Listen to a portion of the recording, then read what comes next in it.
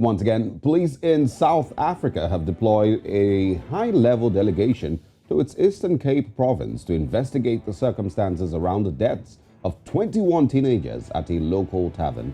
At about 4 a.m. yesterday morning, the police found the lifeless bodies of 17 teenagers at the tavern. Another 2 teenagers are believed to have died at a local clinic. Another died en route to the hospital, and a third died in hospital. The youngest victim is believed to be 13 years old. At this stage, the cause of deaths are still unknown, but both the Minister of Police and the National Police Commissioner were on the scene yesterday. Earlier in the day, frantic parents, of course, descended on the tavern looking for their children as authorities tried to ensure calm. Now, joining us this morning is journalist and editor Dr. Candice Bailey to unpack the story for us. Good morning, Candice. Thanks for joining us. Good morning, guys. All right, for now, this is an unfolding story, but what do we know about these children?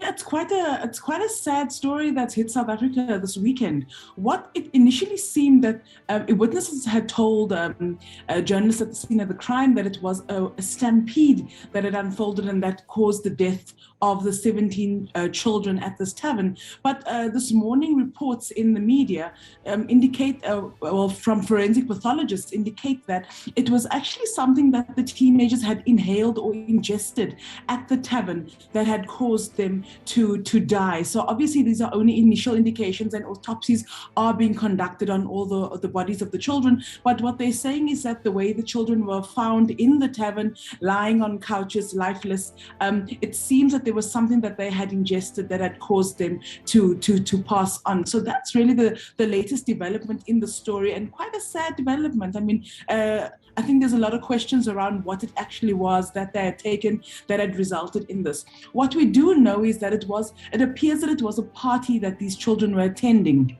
The reports this morning is that the children were invited under the slogan Kuzofiwa, which means it's going to be a great time. It's going to be a good party come through. So it appears it was 2 people's birthday parties that was happening at this tavern, and that the youngest person at the tavern was 13 years old. That's underage drinking. Wow. Well, now that's a very sad one. There's, conversations about underage drinking, and from a birthday, they've unfortunately met their untimely deaths. It appears that there has been some political reaction to the deaths. What can you tell us about this front? Well, yesterday when news hit that these children had died and parents had stormed to the tavern to try and find their kids, the EFF was actually one of the political parties that had arrived at the scene of the crime, demanding to go in, demanding to see what was happening. So they have been around trying to understand what's happening and trying to help the parents get answers. We know that there were at least 35 children that were missing. So of the 21, there's at least another 10 to 15 children that we still need to understand what happened to their whereabouts. We don't know the latest on their whereabouts. This is really shocking, I was initially going to ask about others that may have been at the same party or at the same tavern, that might be interrogated or asked questions. But now you're saying you don't even know, or they don't even know where these people are. It's pretty shocking. What steps do you think should be taken next, and how long will an autopsy take before there's proper understanding as to what caused these deaths?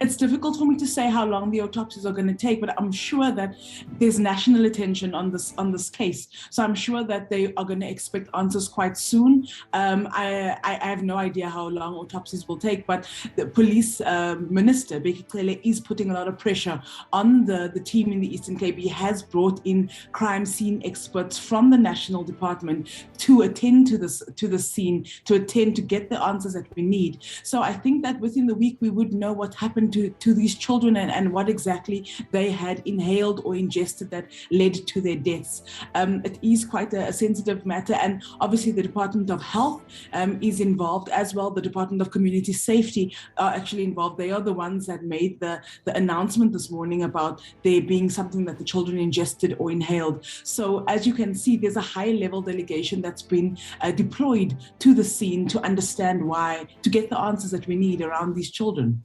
All right, let's talk about, is underage drinking usually the norm in South Africa? Is that a problem that South Africa has to deal with? And what can you say is the confirmed number of deaths?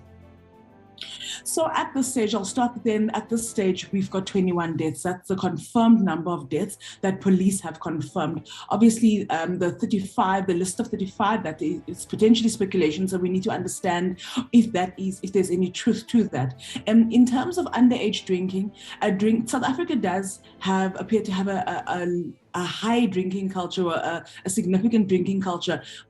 Drinking amongst youth is also quite popular. And therefore, obviously, underage drinking is also a concern in our cultures and in our societies. So there is an issue around underage drinking that would need to be addressed. But obviously, having children as young as 13 at a tavern is quite alarming. It's quite a scary statistic to hear this morning. So, I think that there will be a lot of questions being asked about how children are being let into a tavern at the age of 13.